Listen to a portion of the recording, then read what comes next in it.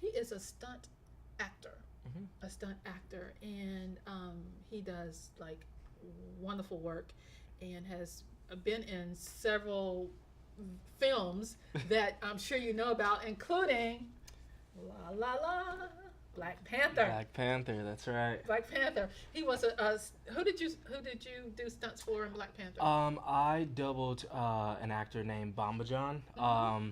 but he was a small character. I don't know if you remember the scene in the very beginning where like they were taking the girls and like all the trucks, and he drops out of the ship, and Mm-hmm. then so as they're like in the jungle and Yeah. they look up and he kicks the guy into the car, like that was me. That was you? Yeah, Okay. yeah. And I remember the side of the car that went. Okay, yeah. Yes, In that was fact, me. That that was you. yes. Okay. In fact, I know one of the guys who did the special effects for that dent in the car, Yeah, so, yeah. which is pretty amazing how they do that. And so that's a It's whole nother yeah. show, the special effects part of it. But you, I mean, my body did a little bit of the denting as well, oh, but you you did. Oh, God. know. Did that hurt? After maybe take number 8, it started to wear on me, but Uh-huh. I sucked it up and did what we are paid to do. Oh yeah, Yeah. yeah. So, and I guess you have to be really in really good shape to be a stunt actor because you have to jump off of things and Yeah. get thrown into things and, yeah. Now, I guess he has a background in dancing, and I Yes. guess that kind of comes into play, like those leaps and jumps and Yeah. things like that. Does that help? Yeah, and that's still one of the things that like I'm kind of trying to break, because like I've kind of always been athletic. Like I Uh-huh. ran track, I played football for a little bit. So I've always kind of had an athletic background, but like dance is just one of those things that Mhm. like just completely came natural to me. Okay. And so whenever I'm like training or doing any sort of like fights for film, they're like, Antjuan, you look like a dancer. Like, you're too loud on your feet. Like, you need to rough it up. Like, it's Okay. too dancery. So I'm still Okay. trying to break the mold of that. But I see. yeah, the Uh-huh. athleticism of dance definitely came into handy like for stunts. And Mhm. ever since I've started, people are like, "What's your background?" And I'm like, "Well, I was a dancer first." And they're like, "Oh, dancers and gymnasts make the best stunt people." So I'm on Mhm. my way. Okay. Okay. Awesome. So you also did Captain America, Hmm. Civil War. Yes, that was my first Marvel movie. Yes. Oh, the Marvel Universe. Yes. Such a big Yes. place to live. Hmm. Okay, Absolutely. so tell me about which character, what did you do in that?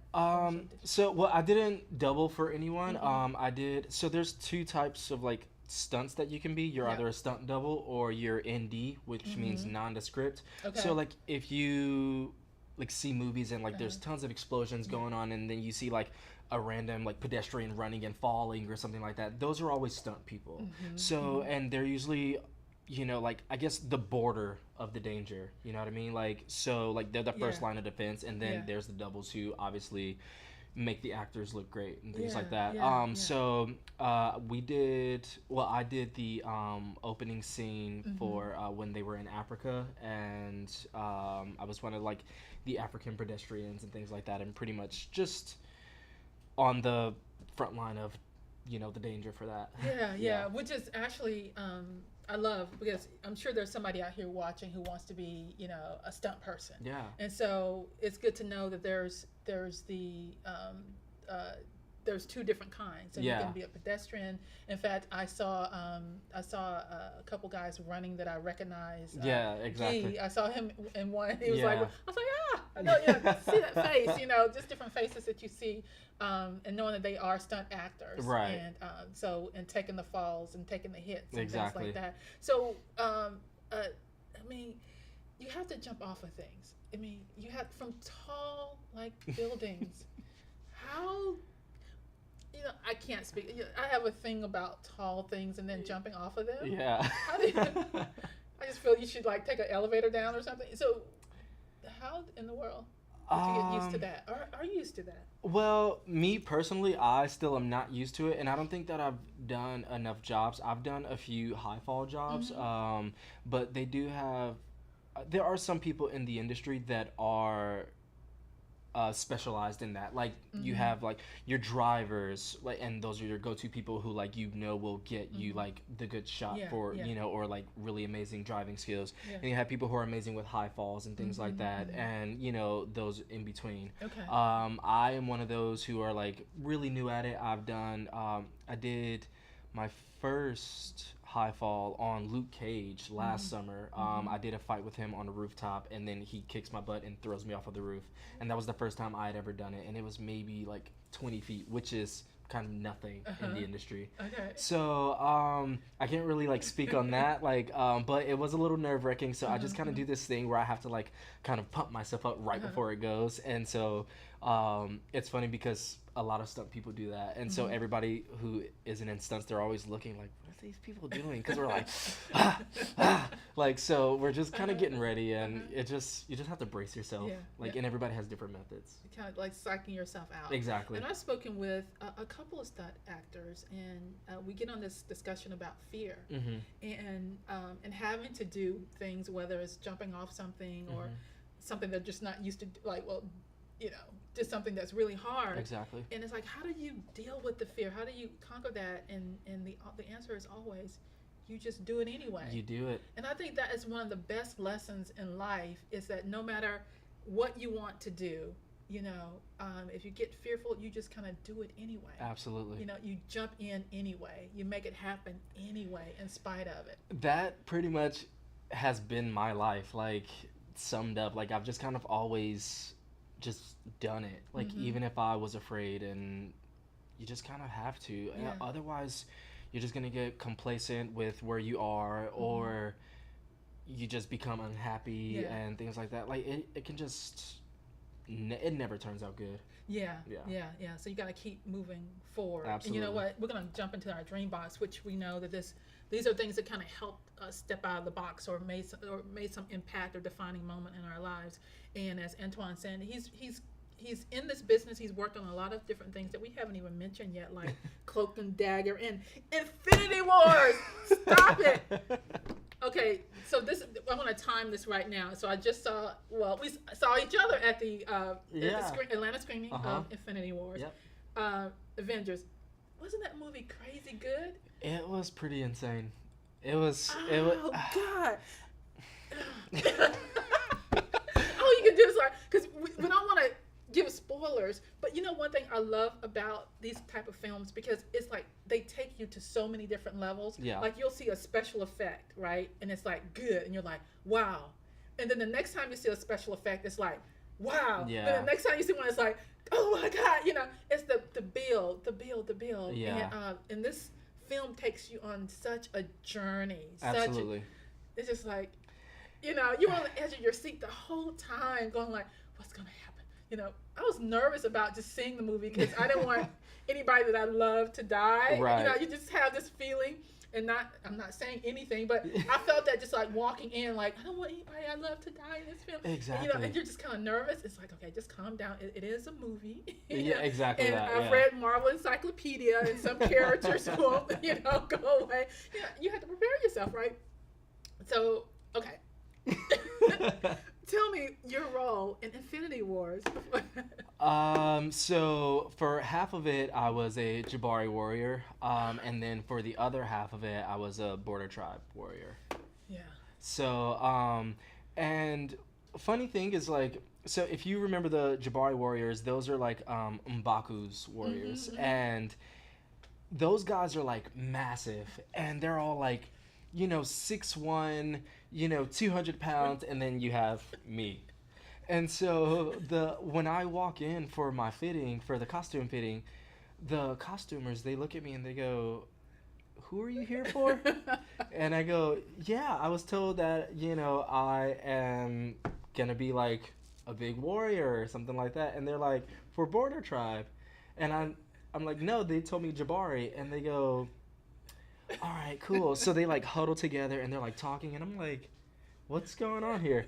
And come to find out that they were like so worried, and then so they had to like kind of special make me a costume, like, because all the costumes were massive. And then I got this nickname on set Baby Jabari. And it was just, so that was a lot of fun. Being a Jabari warrior was a lot of fun because I was the smallest one. So I was like, that means I'm the leader. I'm the fiercest of you all. So, you know. So there. Yeah, it was great though. He's the baby, but he's the baddest. Look for him. Am I going to have to watch it again so I can kind of. You know what? And that's the thing is like, you just never know what they will cut. That's the real truth of it. Yes. It's like you can work, flip, and all, and do everything else. You can and you may never see yourself on the screen. Exactly that. Exactly that. And when I went to see it, I saw myself one time for like a glimpse of a second. So I was like, cool. 6 weeks of work for that 1 millisecond shot. Great.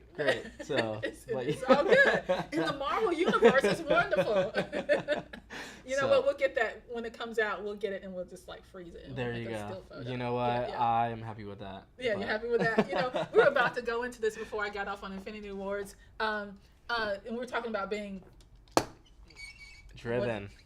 Yes. Yeah. That's so this little car represents how driven I had to be for myself. With parents who are like so strict and just very professional.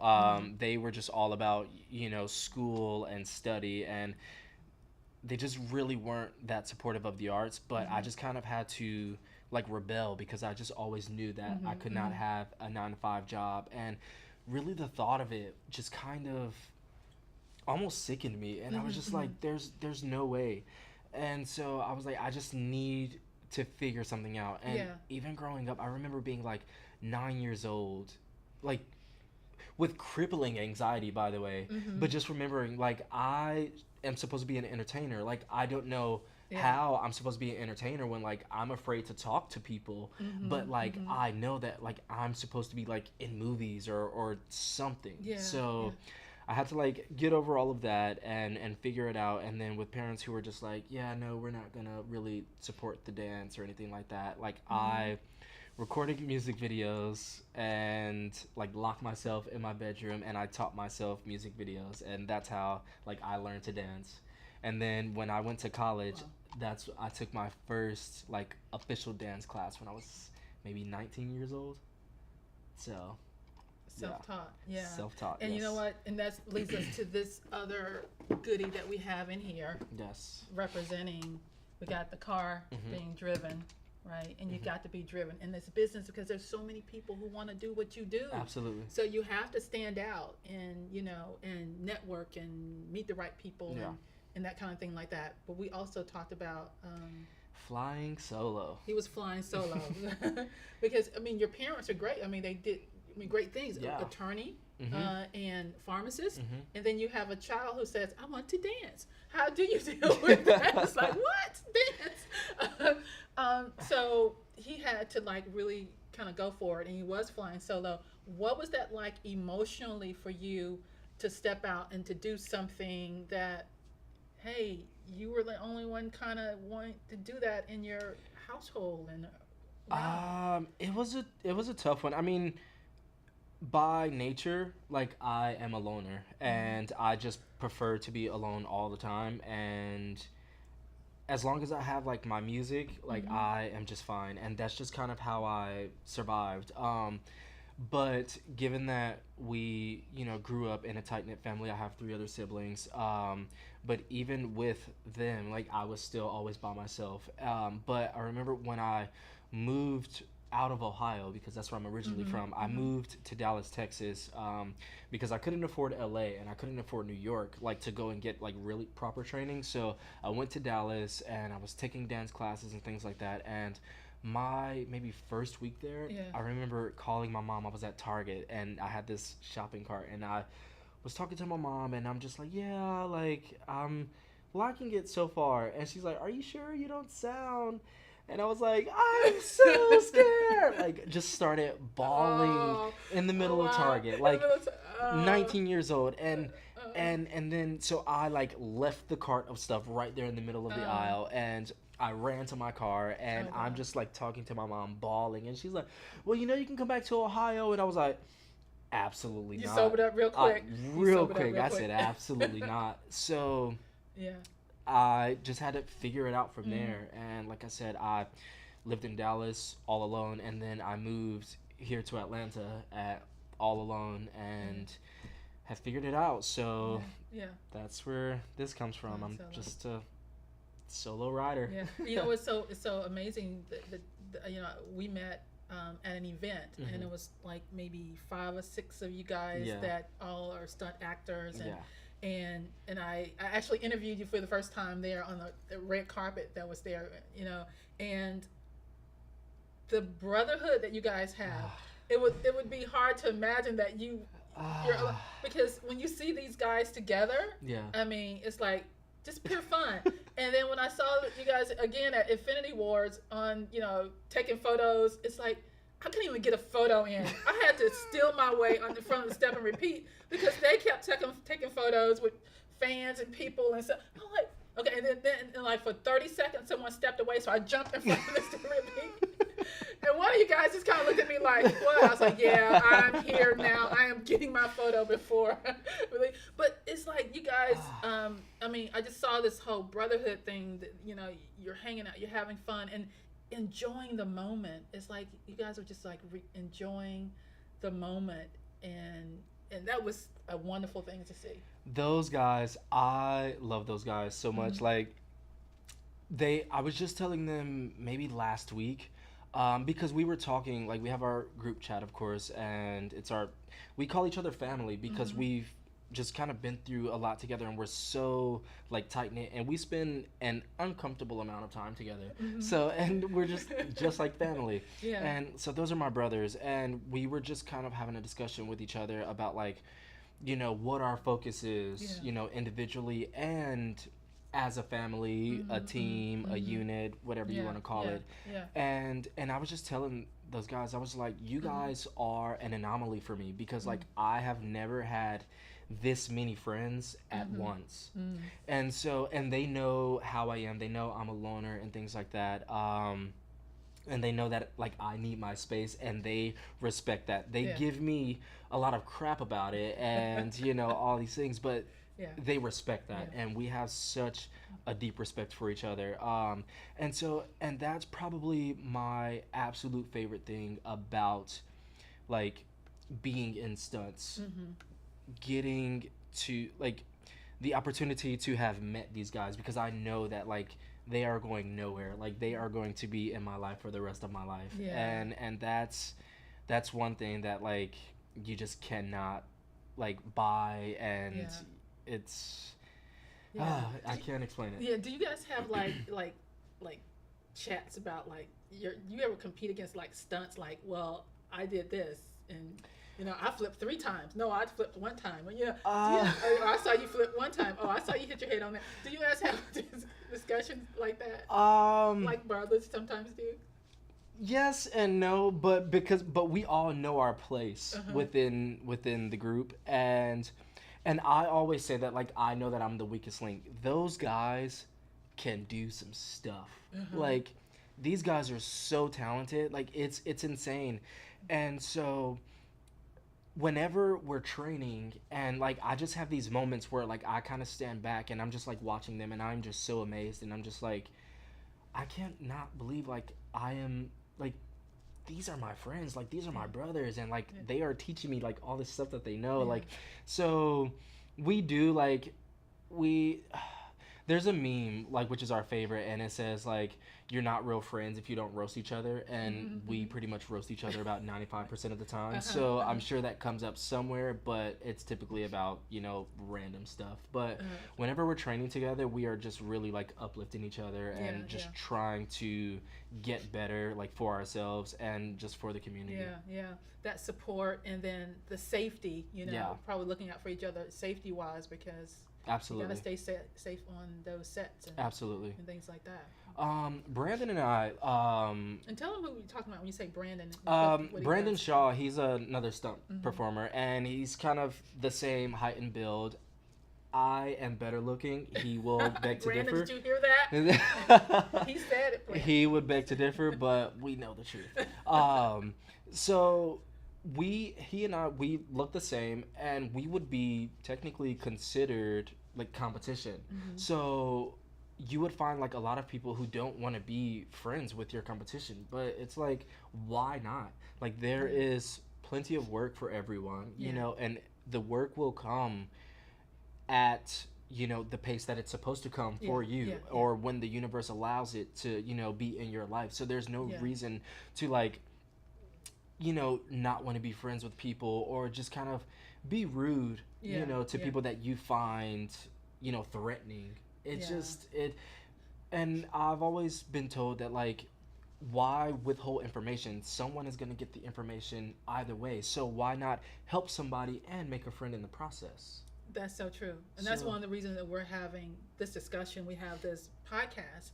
It's film production, it's film training. It is exposing the industry and saying to people who want to get into certain positions, such as stunts or acting, and or, you know, whatever the case may be, is to make the information available. Absolutely. You know, because it is a lot of things, and at the end of the day, when friendship is the thing that's going to last the longest. Absolutely. You know, that's when the work is done and gone, and not anytime soon, but say you may go on to something else, then that friendship is the thing that remains and lasts, that has the most meaning, you know? Absolutely.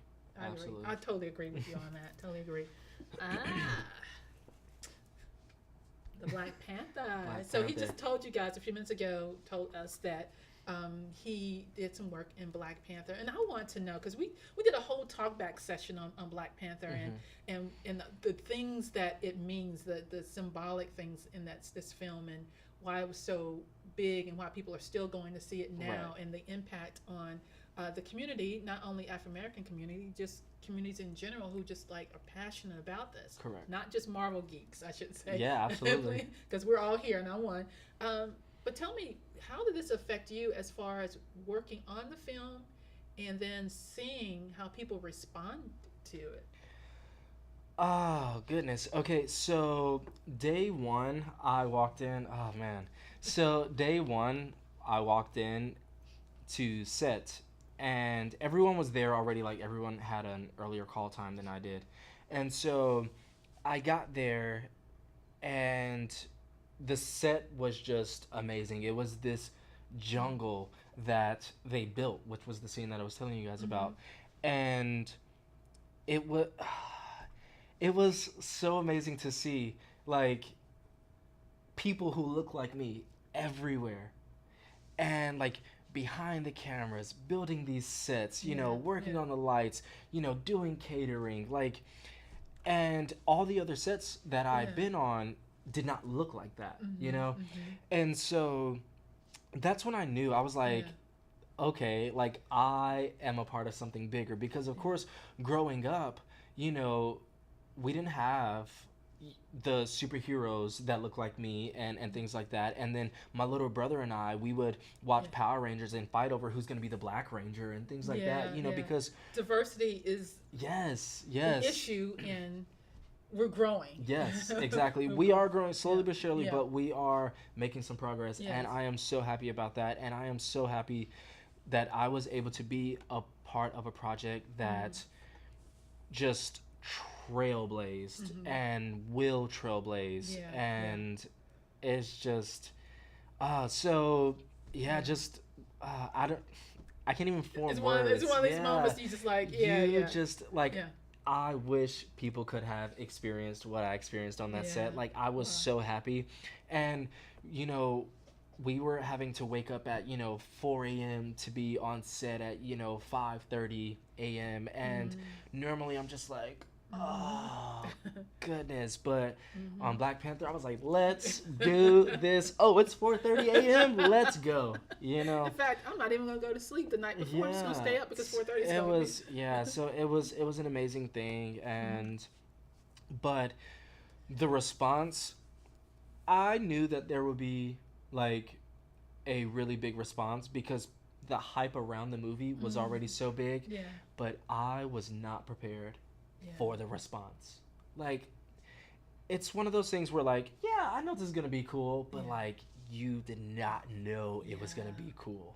You know what I mean? And so for people to be so happy and all the memes and all the videos of like the little kids like so excited. One thing that sticks out is like there was a video that went viral of like the two little black boys, you know, Yeah. at the poster, and they're like, that's me," and they were so Yeah. excited, and I instantly saw myself, Wow. and I'm just like, that would have been so cool to like feel what they felt, you know what I Yeah. mean, as a kid. But to be an adult and be a part of something that are making little black boys, black and brown boys around the world feel that way, what more can you ask for? You know? For the trip to And Wakanda. yes, and I got to do it with my brothers. Like, Yeah. what more can you ask for? Yeah. So yeah, it was. That's probably one I will never forget. That was probably my favorite to date. Yeah. Yeah. Yeah. And not to mention Chad, who plays Black Panther, to see him. He's a brilliant actor. Yeah. Yeah. And you know what? When we saw him in all those other movies prior to Black Panther, Yeah. I mean, he did like James Brown. Mm-hmm. He 42, Yeah. Jackie Robinson, and gosh, what was the other one he did? He did one more of somebody. I'm like, he's always getting booked as these characters, and Yeah. he lands them. He nails them every single time. So to see him become Black Panther, Yeah. and he wears the role so well, Yeah. to the point that when I see him doing interviews, it's like, no, you need to be Black Panther. Don't be yourself, be Black Panther. But he's brilliant both ways, you know. But he just, I mean, we were really proud to have him do that character, and he did it so well. He did very well. So I can almost imagine what you felt, but not quite, because you were there on set and saw everything happening. Yeah. So that's really a beautiful thing. So tell me, initially, when you transitioned over, you know, from dancing, how did you get the stunt job? How did you get that first gig? My very first job, I remember a friend of mine, she's like, hey, you know, there's this coordinator, he's looking for stunt people who can also like dance. And I was like, that's me right away. Like I had the nerve to call myself a stunt performer, and I had never even like done a stunt job, but I was like, this is what I want, so I'm gonna speak it into existence. You know. And so I know there's a difference between speaking things into existence and lying, and so that's one thing I'm like, okay, I need to make sure, like, if I'm speaking it into existence, I'm doing that to myself, not to others, because then that's considered lying, which I'm not gonna do. So don't do that, people. So she's like, yeah, like you might be able to get this, and like you'll be good for that, and so on and so forth. So, and they were like, yeah, you need to just get a headshot and a resume. And of course, the only resume that I had was a resume full of dance jobs. And I was like, I don't know what to do, but I'll submit this anyway.